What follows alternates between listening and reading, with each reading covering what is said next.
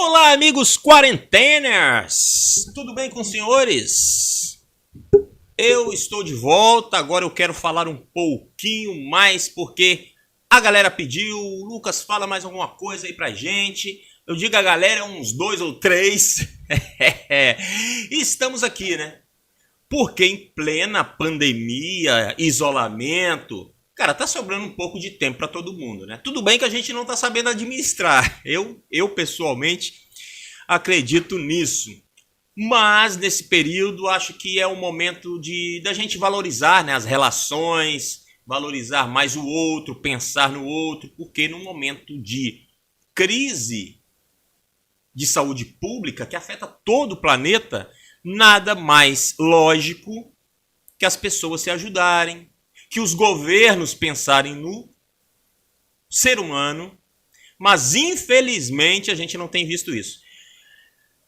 Acho que a maior doença que o Brasil tem hoje não é o coronavírus.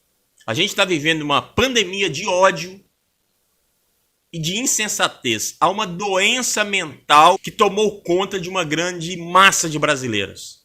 Às vezes a gente fala muito do governo, mas esse governo ele apenas representa o que muitas pessoas são. E a gente viu isso claramente nesta semana com a entrevista da secretária de Cultura, Regina Duarte, onde ela demonstrou o seu total desapreço pelo ser humano, passando pano para regimes torturadores, que mataram pessoas torturando. Defendeu a tortura dizendo, mas Stalin também fez isso. Olha que absurdo, né?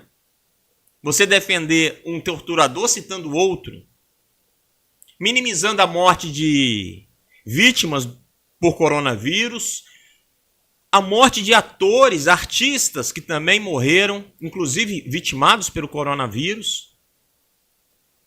Enfim, é um clima de desamor pregado por um governo que está amalgamado com a religião. E pasmem, senhores, pasmem, eles usam a Bíblia para defender muitas das loucuras que esse pessoal fala. Porém, o que eu quero destacar aqui hoje, e a gente vai voltar na palavrinha amor até o final deste vídeo, mas o que eu quero destacar aqui é uma fala que eu ouvi há poucos dias, há uns 10 dias mais ou menos, se eu não me engano foi quarta-feira retrasada, no discurso de posse do novo ministro da Justiça, que substituiu o Sérgio Moro, que é o André Mendonça, que no seu discurso de posse ele disse que o senhor Jair Messias Bolsonaro, vamos ler a fala do André Mendonça. Presidente, Vossa Excelência tem sido há 30 anos um profeta no combate à criminalidade. Então eu assumi o compromisso de lutar por ideias de uma vida que o Senhor tem combatido. Bom, em primeiro lugar é bom destacar aqui que há uma mentira deslavada na fala do André Mendonça. O Bolsonaro tem 30 anos de política e ele pouco fez contra a criminalidade. Nesses 30 anos, ele trabalhou como deputado e ele aprovou apenas dois projetos foram aprovados por Bolsonaro e nenhum tem nada a ver com segurança pública. Um projeto é sobre imposto sobre produtos importados de informática e o outro é sobre medicação contra o câncer. Nenhuma ação tem a ver com criminalidade. Aliás, muito pelo contrário, o Bolsonaro, a sua relação, inclusive como deputado estadual no Rio de Janeiro, ou como deputado federal pelo Rio de Janeiro, ele nunca se posicionou contra o crime organizado no estado do Rio. A gente sabe a violência no estado do Rio, o quão é terrível, principalmente através dos grupos de de crime organizado, né, tráfico de drogas. E no Rio de Janeiro, recentemente não, né, de umas décadas para cá, tem crescido as milícias.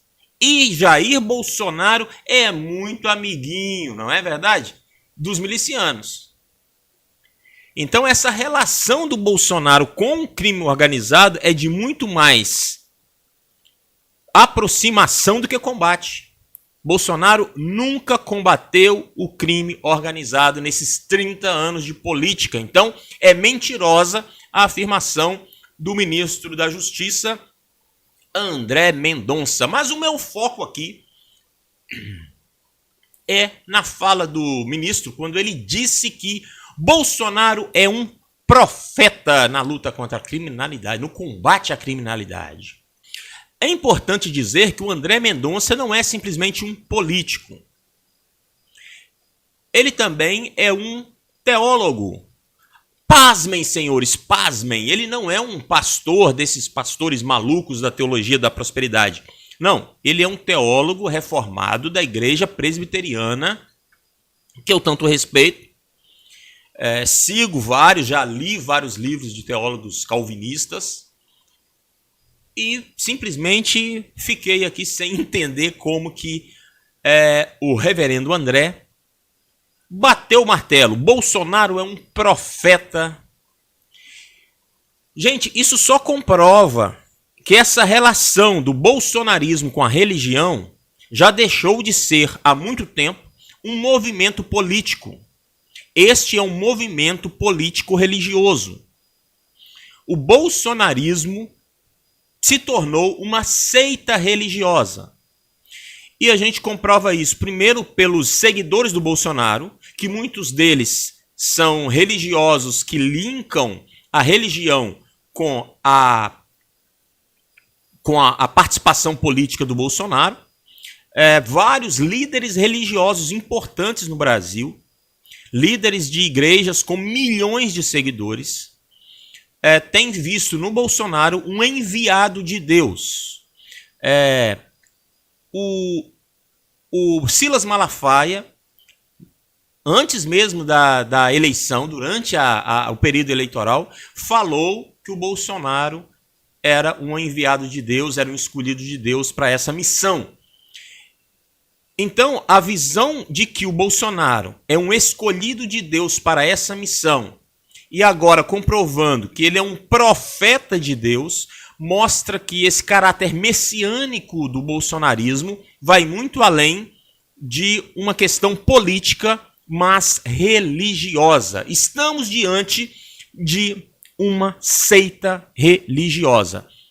Então, a proposta que eu tenho aqui hoje, agora, é fazer uma análise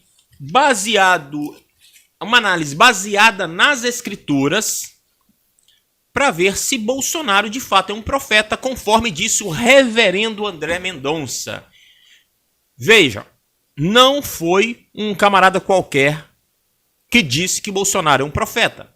É um reverendo de uma igreja reformada importante no país.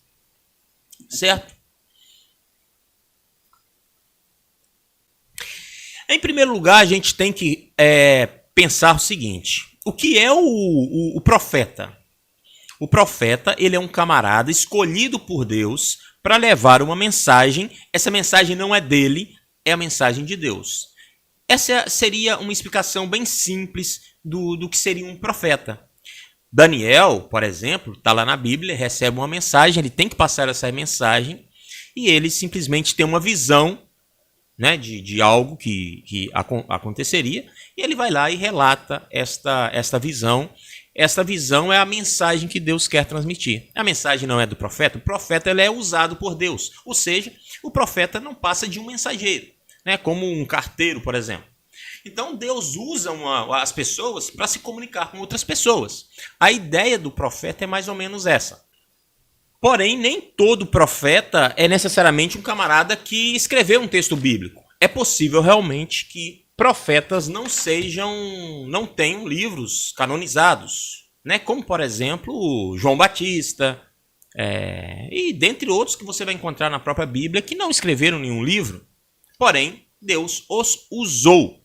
Em nenhum lugar nas Escrituras a Bíblia limita o dom profético numa questão de época ou gerações. Sempre é possível que Deus possa usar as pessoas para o dom profético. Também é dito nas Escrituras, a gente pode conferir isso em Joel 2, 28, 32, que as profecias elas acontecerão nos últimos dias. Na profecia de Joel, ela se cumpre lá em Atos 2, certo? Mas a gente vai ver também o apóstolo João falar em Apocalipse, que no tempo do fim, os cristãos que são remanescentes, né, eles terão o dom de profecias, né? Eles obedecerão os mandamentos de Deus e terão esse espírito profético com eles.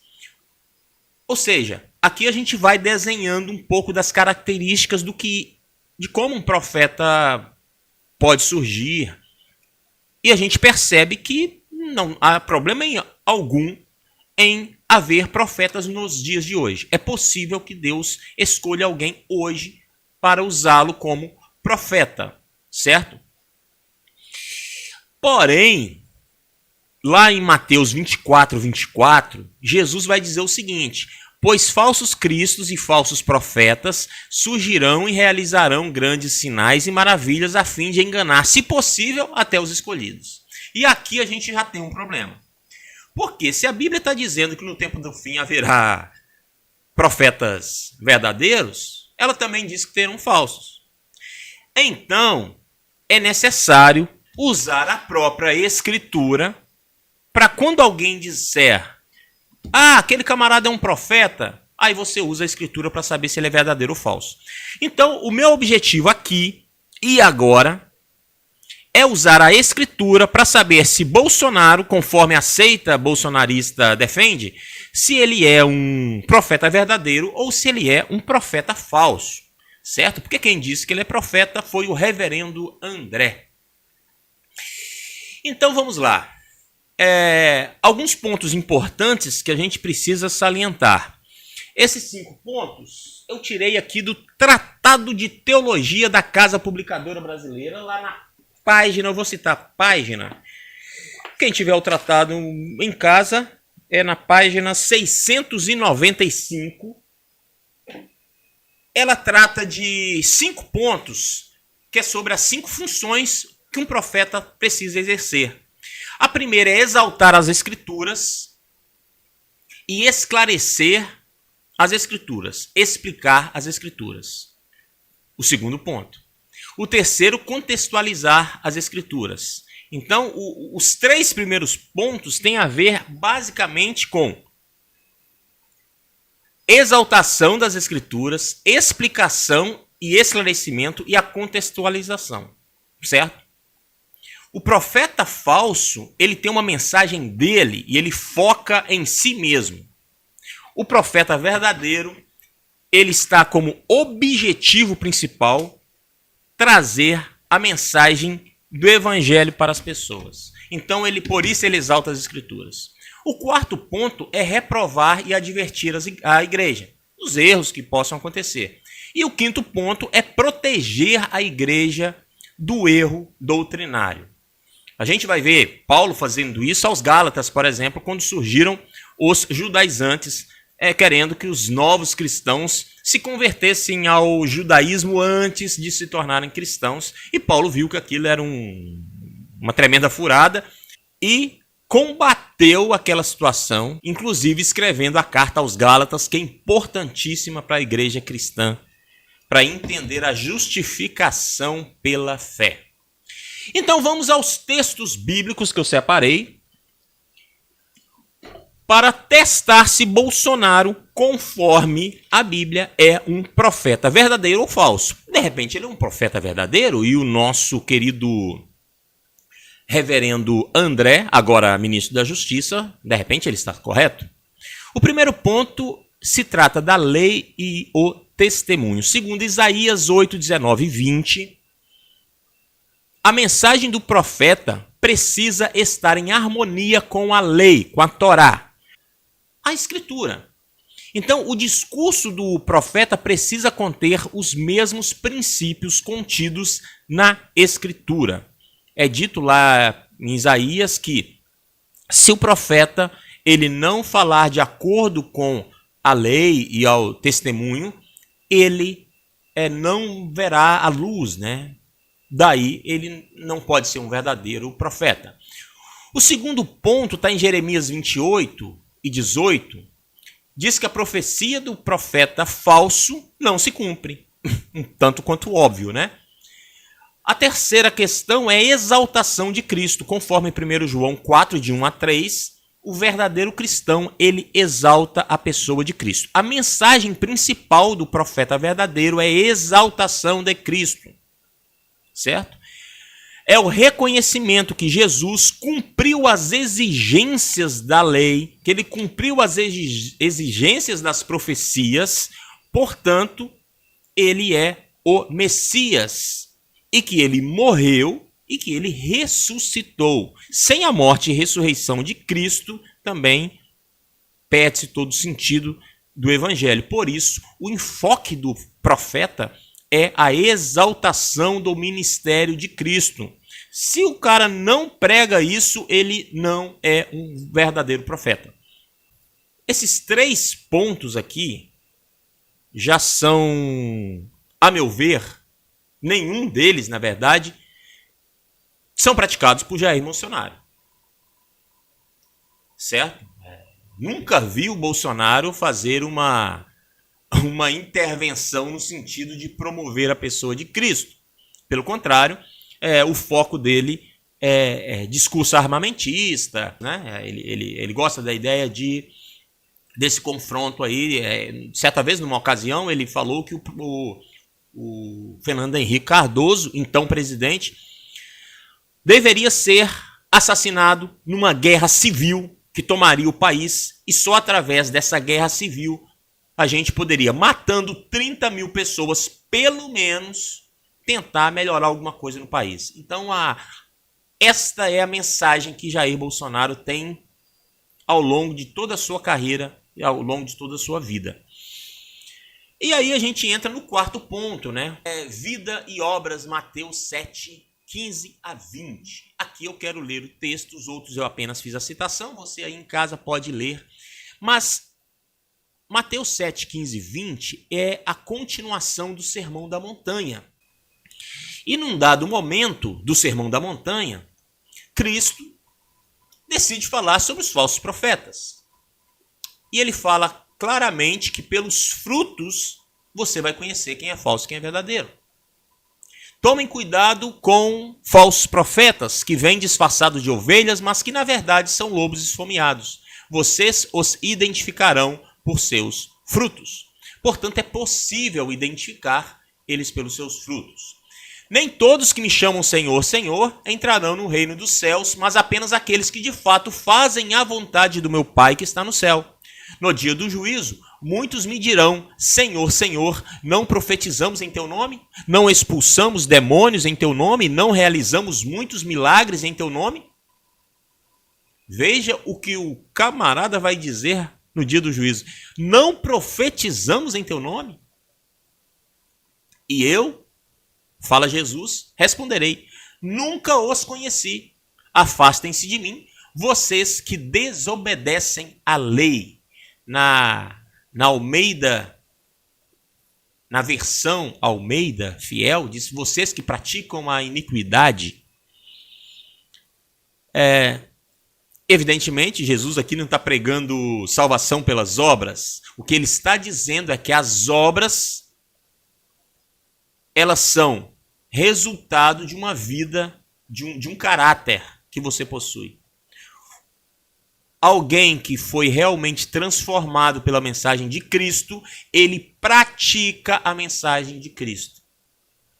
A prática, ela não ocorre para que você tenha méritos na sua salvação, mas a prática, ela demonstra quem realmente você é, se você foi transformado ou não. E Jesus está destacando exatamente isso aqui, certo? Eu sou favorável à tortura, tu sabe disso. E o povo é favorável a isso também. Através do voto, você não vai mudar nada nesse país. Tá? Nada, absolutamente nada. Você só vai mudar, infelizmente, quando um dia nós partimos para uma guerra civil aqui dentro. Né? E fazendo um trabalho que o regime militar não fez. Matamos 30 mil. Começando com o FHC. Não deixar para fora, não. Matando. Se vai morrer alguns inocentes, tudo bem. E aí a gente vai agora para 2 textos de Paulo. O primeiro eu quero pegar Efésios, são textos grandes. Eu vou tentar aqui resumir para o vídeo não ficar muito longo. Mas enfim, iremos aqui utilizar esses textos para ver realmente se Jair Bolsonaro é um profeta verdadeiro. Lá em Efésios 4, 11, Paulo está falando da igreja, e no contexto dessa fala, ele faz uma analogia com o corpo humano. Assim como o corpo tem vários membros, mão, boca, olhos, e cada membro tem uma função, e essas funções unidas formam um corpo único, Paulo vai dizer que a igreja é semelhante. Os membros, que são as pessoas, unidas, elas formam o corpo da igreja. Aí Paulo vai dizer que Jesus Cristo é a cabeça, né, que controla, né, tudo, mas os membros com diferentes dons trabalham para o mesmo propósito, certo? Esta é a ideia que Paulo está trabalhando. E aí Paulo vai dizer o seguinte, ele designou alguns para apóstolos, outros para profetas, outros para evangelistas, outros para pastores e mestres. E aí Paulo vai dizendo que tudo isso é para a edificação da igreja, né? Que a união desses dons espirituais trabalham para o bem-estar da igreja. E aí lá no verso 25, me chama a atenção, Paulo fala o seguinte, nesse contexto de dons proféticos, certo? Abandonem a mentira e digam a verdade a seu próximo, pois somos todos parte do mesmo corpo. Então, gente, Jair Messias Bolsonaro, mentira não faz parte do dom profético. Abandonem a mentira. E, gente, a seita bolsonarista, ela trabalha com uma carga pesada de fake news em redes sociais, certo? Como que uma seita que trabalha com esses princípios acredita que está sendo usada por Deus. E não pequem ao permitir que a ira os controle. Acalmem a ira antes que o sol se ponha, pois ela cria oportunidades para o diabo. Estou lendo na Nova Versão Transformadora, certo? Gente, quando você vê o modus operandi dessa seita bolsonarista, a ira, ela controla a ação, inclusive do líder mor, que é o Jair Messias Bolsonaro, o profeta, o enviado de Deus, segundo muitos pastores evangélicos e até padres que estão considerando este profeta um profeta verdadeiro. E o enviado de Deus para cumprir uma missão aqui no Brasil. Trabalham o tempo todo com ódio. Se o ódio é uma oportunidade para o diabo, será que este agrupamento de pessoas está sendo trabalhada, está sendo conduzida por quem? Por Deus ou pelo diabo? Essa é uma pergunta que fica. Evitem o linguajar sujo e insultante, que todas as suas palavras sejam boas e úteis a fim de dar ânimo àquelas que as ouvem. Durante essa crise de coronavírus, quantas entrevistas você viu com o Bolsonaro dando bom ânimo para as vítimas, para as famílias das vítimas, para os médicos, enfermeiros? O discurso dele é sempre um linguajar sujo e insultante, como diz o texto. Livrem-se de toda amargura, raiva, ira e das palavras ásperas e da calúnia e de todo tipo de maldade. Gente, eu estou lendo um texto que está em Efésios, no contexto dos dons espirituais, incluindo o dom profético, que o reverendo disse que o Jair Bolsonaro possui, certo? Pela memória do coronel Carlos Alberto Brilhante Ustra, o pavor de Dilma Rousseff. O senhor acha que a presidente Dilma termina o mandato dela em 2018? Eu espero que acabe hoje, infartada ou com câncer, de qualquer maneira. Em vez disso, né, de manter amargura, raiva, ira, calúnia e maldade, Paulo diz: sejam bondosos e tenham compaixão uns dos outros, perdoando-se como Deus os perdoou em Cristo. Gente, Jair Messias Bolsonaro se enquadra em Efésios 4 para podermos dizer que ele é um profeta verdadeiro, conforme disse o reverendo André. Mas Paulo escreve um outro texto sobre dons proféticos que precisamos ler. É 1 Coríntios 12, 28 e 31. Prometo que esse é o último texto. Mas é um texto longo, a gente vai ter que trabalhar ele, né? Paulo está falando aqui também dos dons espirituais. E Paulo vai dizer: Deus estabeleceu para a igreja, em primeiro lugar, os apóstolos, em segundo, os profetas, em terceiro, os mestres, depois os que fazem milagres. Aí Paulo vai trabalhando toda aquela ideia que ele falou aos Efésios também, né? Essa questão dos dons, da importância, porque lá na igreja primitiva, no primeiro século, esses dons foram extremamente importantes para o crescimento da igreja, e a igreja se tornou o que ela é, muito em função desses dons. Aliás, em função desses dons. E aí Paulo vai dizer: portanto, desejem intensamente os dons mais úteis. Agora, porém, vou lhes mostrar um estilo de vida que supera os demais. Na versão tradicional da Almeida, vai dizer assim, ó: procurai com zelo os melhores dons e eu vos mostrarei um caminho ainda mais excelente. Gente, sinceramente, eu observando esse contexto todo, eu não consigo enxergar em momento algum o profeta Bolsonaro como sendo um profeta verdadeiro, embora muitos o vejam como tal. Porém, se o Bolsonaro quiser ser um profeta, pela fala do apóstolo Paulo, ele pode pedir a Deus que Deus concede, de acordo com a vontade dele. Isso que é importante. E aí a gente vai para 1 Coríntios 13. Porque Paulo, ele vai dizer o seguinte: depois dele falar da importância dos dons, ele termina dizendo: ó, agora eu vou mostrar para vocês um caminho ainda mais excelente. Ou seja, tem um dom ainda melhor. Então, Bolsonaro, se você quer ser um profeta, porque eu acredito que você não é, a não ser que seja um profeta de outro caminho, existe um dom ainda melhor. Se tem um dom melhor, superior, então vamos para esse.